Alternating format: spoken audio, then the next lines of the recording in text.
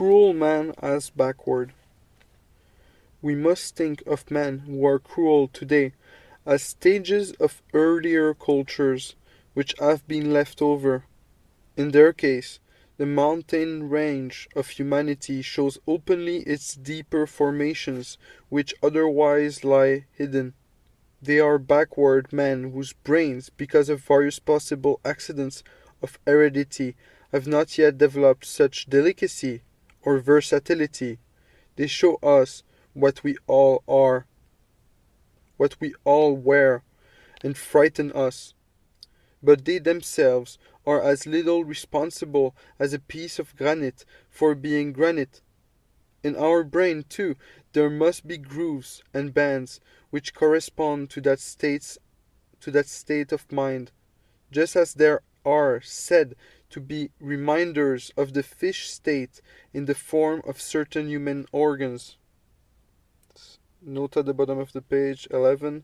Cf. the work of the biologist Karl Ernst von Baer, and that's 1792 to 1876, and Ernst Haeckel, 1834 to 1919. But these grooves and bands are no longer the bed in which the river of our feeling courses. 44. Gratitude and revenge. The powerful man feels gratitude for the following reason. Through his good deed, his benefactor has, as it were, violated the powerful man's sphere and penetrated it. Now, through his act of gratitude, the powerful man requites himself by violating the sphere of the benefactor.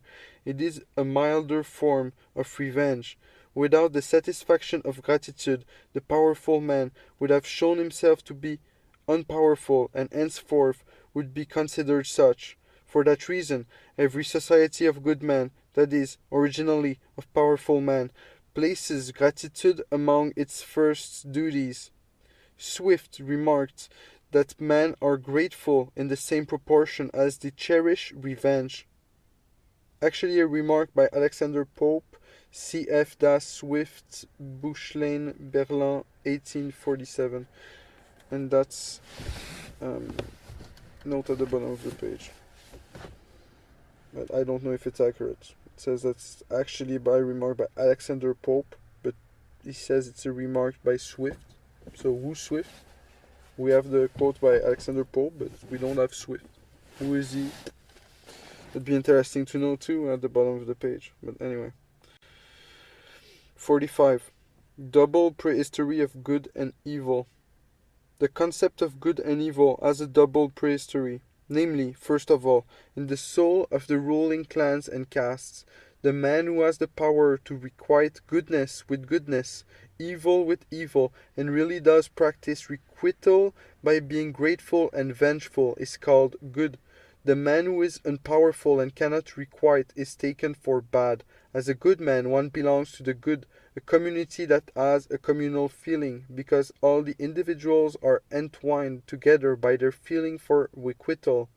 As a bad man, one belongs to the bad, to a mass of abject, powerless men who have no communal feeling. The good men are a caste, the bad men a multitude, like particles of dust. Good and bad are for time equivalent to noble and base, master and slave. Conversely, one does not regard the enemy as evil, he can requite. In Homer, both the Trojan and the Greek are good. Not the man who inflicts harm on us, but the man who is contemptible is bad. In the community of the good, goodness is hereditary. It is impossible for a bad man to grow out of such good soil. Should one of the good men nevertheless do something unworthy of good man, one resorts to excuses. One blames God, for example, saying that he struck the good man with blindness and madness. Then, in the souls of oppressed, powerless men, every other man is taken for hostile, inconsiderate, exploitative, cruel, sly, whether he be noble or base. Evil is their epithet for man, indeed for every possible living being, even, for example, for God, human, divine. mean the same as devilish, evil.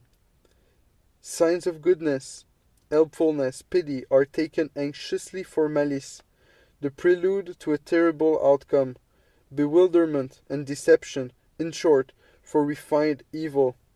With such a state of mind in the individual, a community can scarcely come about at all, or at most in the crudest form, so that wherever this concept of good and evil predominates, the downfall of individuals, their clans and races, is near at hand. Our present morality has grown up on the ground of the ruling clans and castes. Note at the bottom of the page 13, CF on the Genealogy of Morals, 1887, first essays. Or 46. Pity more intense than suffering. That's note 14. Mitleiden starker als lijden.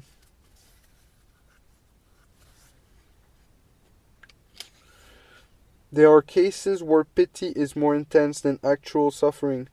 When one of our friends is guilty of something ignominious, for example, we feel it more painfully than when we ourselves do it. For we believe in the purity of his character more than he does. Thus our love for him, probably because of this very belief, is more intense than his own love for himself, even if his egoism suffers more than our egoism, in that he has to feel the bad consequences of his fault more intensely. Our selflessness, this word, must never be taken literally, but only as a euphemism, is touched more intensely by his guilt than is his selflessness.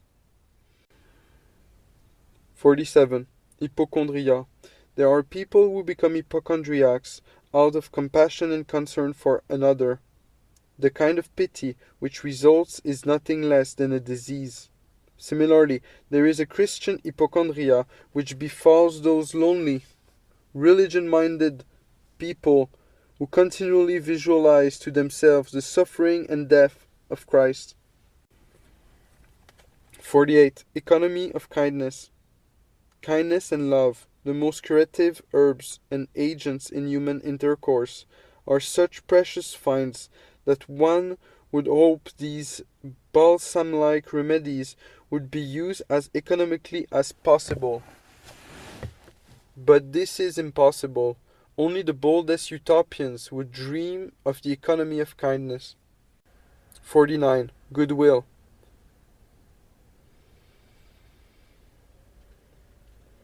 Among the small but endlessly abundant and therefore very effective things that science ought to heed more than the great, rare things is goodwill. I mean those expressions of a friendly disposition in interactions, that smile of the eye, those hand claps, that ease which usually envelopes nearly all human actions. Every teacher, every official brings this ingredient to what he considers his duty. It is the continual manifestation of our humanity, its rays of light, so to speak, in which everything grows. Especially within the narrowest circle in the family life sprouts and blossoms only by this goodwill. Good nature, friendliness, and courtesy of the art are ever-flowing tributaries of the selfless drive, and have made much greater contributions to culture than those much more famous expressions of this drive, called pity, charity, and self-sacrifice. But we tend to underestimate them, and in fact, there really is not much about them that is selfless. The sum of these small doses is nevertheless mighty. Its cumulative force is among the strongest of forces. Similarly, there is much more happiness to be found in the world than dim eyes can see, if one calculates correctly and does not forget all those moments of ease which are so plentiful in every day of every human life, even the most oppressed. Desire to arouse pity. 15. This aphorism is directed against Schopenhauer's exaltation of pity as the highest moral feeling. Cf. The World as Will and Idea, Book 4, paragraph 67. In the most noteworthy passage of his self-portrait, first published in 1658, La Rochefoucauld certainly hits the mark when he warns all reasonable men against pity. 16. Je suis peu sensible à la pitié, et voudrais ne l'y être point du tout. Cependant, il n'est rien que je fisse pour le soulagement d'une personne affligée. Mais je tiens aussi qu'il faut se contenter d'en témoigner et se garder soigneusement d'en avoir. C'est une passion qui n'est bonne à rien au-dedans d'une âme bien faite, qui ne sert qu'à affaiblir le cœur, et qu'on doit laisser au peuple, qui, n'excusant jamais rien par raison, a besoin des passions pour le porter à faire les choses. I am not much moved by pity, and would like to be not at all. However, there is nothing I would not do to relieve a suffering person, but I also maintain that one should be content to show it, and carefully keep from having it. It is a passion which is useless to a well-developed soul, which serves only to weaken the art, and which ought to be left to the masses, who, never doing anything out of reason, need passions to bring them to act.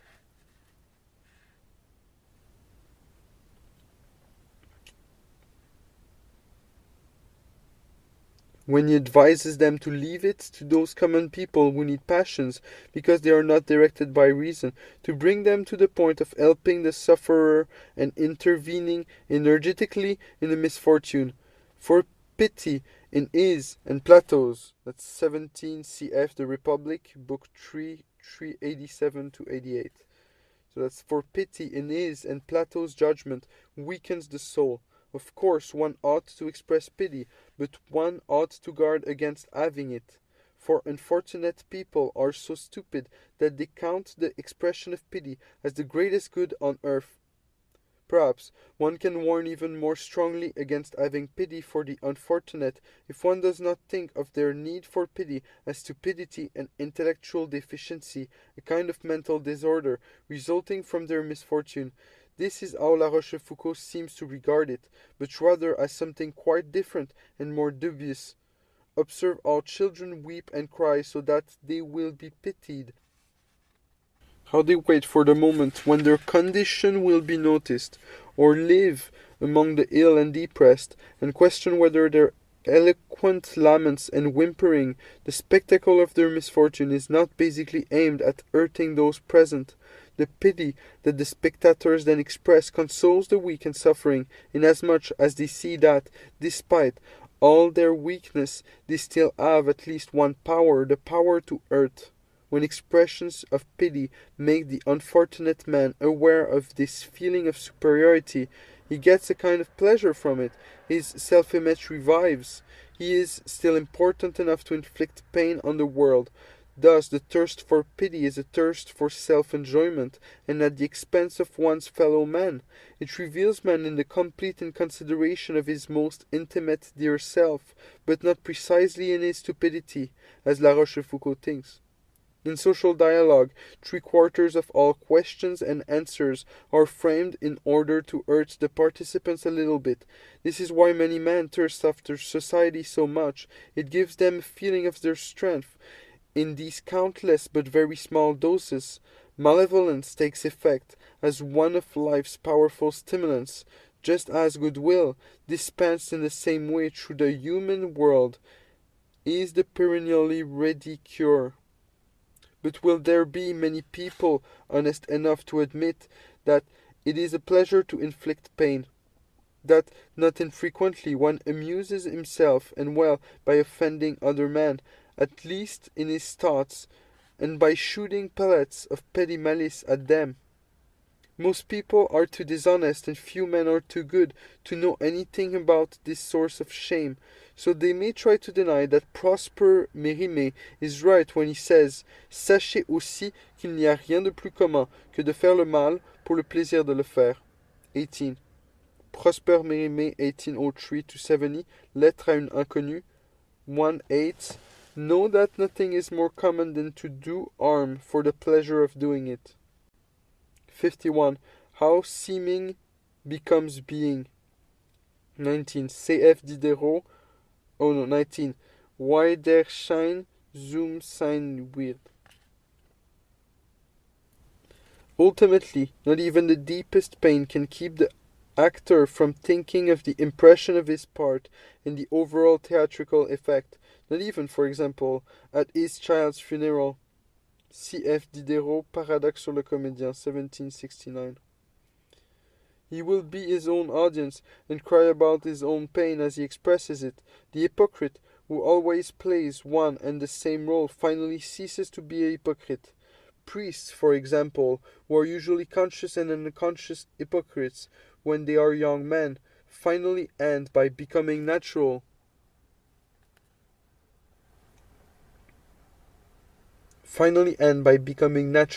And then they really are priests, with no affectation. Or if the father does not get that far, perhaps the son, using his father's headway, inherits the habit. If someone wants to seem to be something, stubbornly and for a long time, he eventually finds it hard to be anything else. The profession of almost every man, even the artist, begins with hypocrisy. As he imitates from the outside, copies what is effective, the man who always wears the mask of a friendly countenance eventually has to gain power over benevolent moods, without which the expression of friendliness cannot be forced, and eventually then these moods gain power over him, and he is benevolent. 52. The point of honesty in deception. In all great deceivers there occurs a noteworthy process to which they owe their power. In the actual act of deception, among all the preparations, the horror in the voice, expression, gestures, amid the striking scenery, the belief in themselves overcomes them. It is this that speaks so miraculously and convincingly to the onlookers. The founders of religions are distinguished from those other great deceivers by the fact that they do not come out of this condition of self-deception, or, very infrequently, they do have those clearer moments when doubt overwhelms them. But they usually comfort themselves by foisting these clearer moments off on the evil adversary. Self-deception must be present, so that both kinds of deceivers can have a grand effet. For men will believe something is true, if it is evident that others believe in it firmly. 53. Alleged levels of truth. One common false conclusion is that because someone is truthful and upright towards us, he is speaking the truth. Thus the child believes his parents' judgment, the Christian believes the claims of the church's founder. Likewise, people do not want to admit that all those things which men have defended with the sacrifice of their lives and happiness in earlier centuries were nothing but errors. Perhaps one calls them levels of truths. Basically, however, one thinks that if someone honestly believed in something and fought for his belief and died, it would be too unfair if he had actually been inspired by a mere error. Such an occurrence seems to contradict eternal justice. Therefore, the hearts of sensitive men always decree in opposition to their heads that there must be a necessary connection between moral actions and intellectual insights. Unfortunately, it is otherwise, for there is no eternal justice. 54. The lie. Why do men usually tell the truth in daily life? Certainly not because God has forbidden lying. Rather, it is because first, it is more convenient, for lies demand imagination, dissembling, and memory, which is why Swift says that the man who tells a lie seldom perceives the heavy burden he is assuming, namely, he must invent 20 other lies to make good the first. Then, it is because it is advantageous in ordinary circumstances to say directly, I want this, I did that, and so on. That is because the path of obligation and authority is safer than that of cunning. If a child has been raised in complicated domestic circumstances, however, he will employ the lie naturally, and will always say instinctively that which corresponds to his interests. A feeling for truth, a distaste for lying, in and of itself, is alien to him and inaccessible, and so he lies in complete innocence. 55. To suspect morality because of belief. No power can maintain itself if only hypocrites represent it.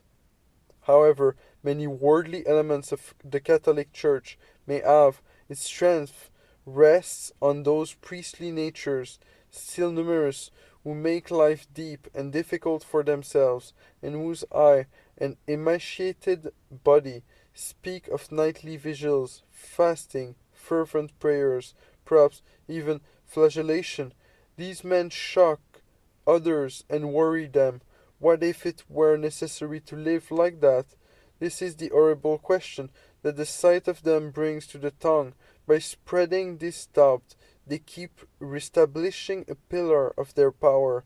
Not even the most free-minded dare to resist so selfless a man with the hard sense for truth, and say, "You are deceived. Do not deceive others." Only a difference of insight separates them from this man, by no means a difference of goodness or badness. But if one does not like a thing, one generally tends to treat it unjustly too.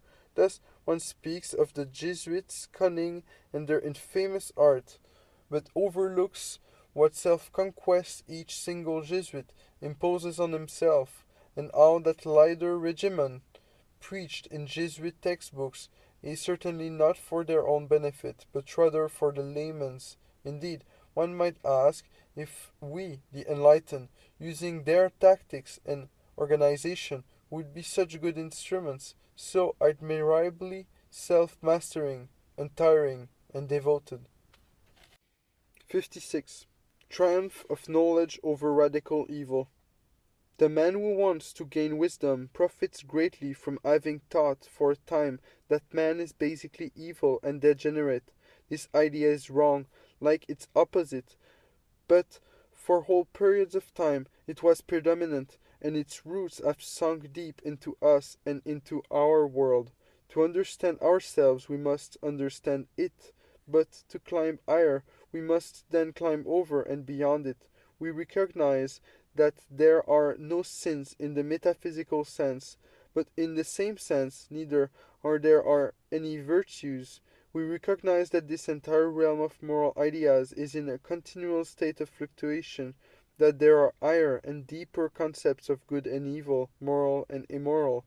A man who desires no more from things than to understand them easily makes peace with his soul and will err, or sin, as the world calls it, at the most out of ignorance, but hardly out of desire. He will no longer want to condemn and root out his desire, but his single goal, governing him completely, to understand as well as he can at all times, will cool him down and soften all the wildness in his disposition. In addition, he has rid himself of a number of tormenting ideas. He no longer feels anything at the words pains of hell, sinfulness, incapacity for the good.